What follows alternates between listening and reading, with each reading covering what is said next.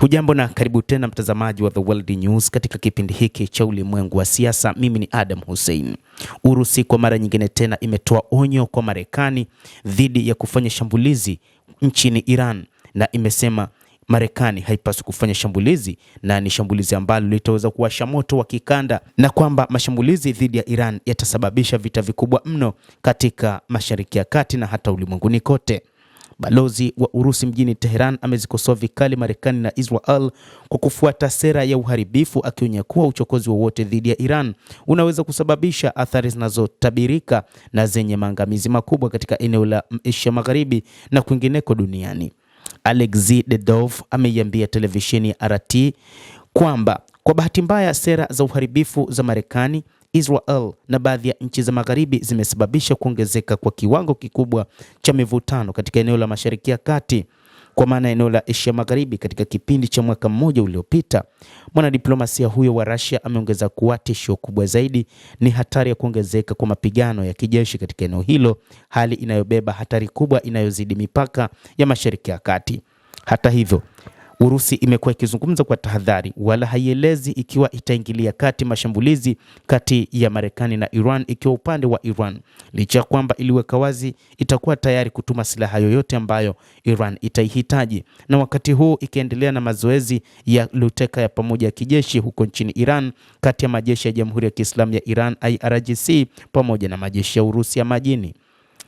Urusi imetoa wito wa uwajibikaji katika miji mikuu ya Magharibi ambayo ndio inayosukuma kuelekea uchokozi mpya dhidi ya Iran, kwa visingizio vinavyoanzia madai ya kuunga mkono waandamanaji hadi juhudi za kuivunja programu ya makombora ya kujihami ya Iran. Moscow inakataa kikamilifu aina yoyote ya kuingilia mambo ya ndani ya Iran kwa njia ya kuhujumu, jambo linalokiuka misingi ya uhuru wa kimataifa na mipaka ya kimataifa.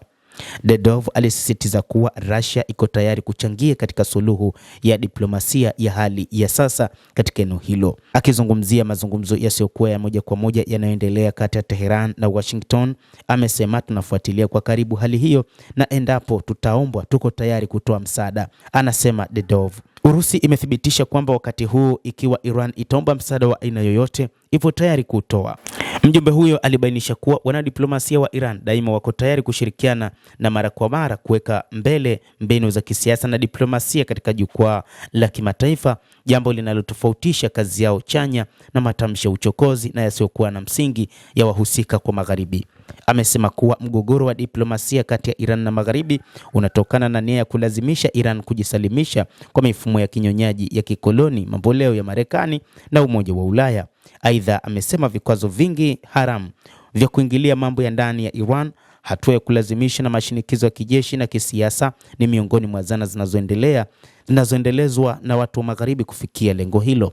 Dedov amesema Russia inatumaini diplomasia itashinda, akionya kuwa vita dhidi ya Iran vitasababisha huzuni na vifo pekee, havitatatua chochote na havitoweza kulivutia eneo zima la Asia Magharibi katika mgogoro wa machafuko usiodhibitika. Endelea kutufuatilia mtazamaji, lakini ni kusihi usisahau kulike, usisahau kucomment, kadhalika kusubscribe channel yetu hii ili upate habari hizi kwa mapana kupitia The World News. Naitwa Adam Hussein, endelea kuwa nasi wakati wote, endelea kutufuatilia uyajue mengi yanayojiri duniani.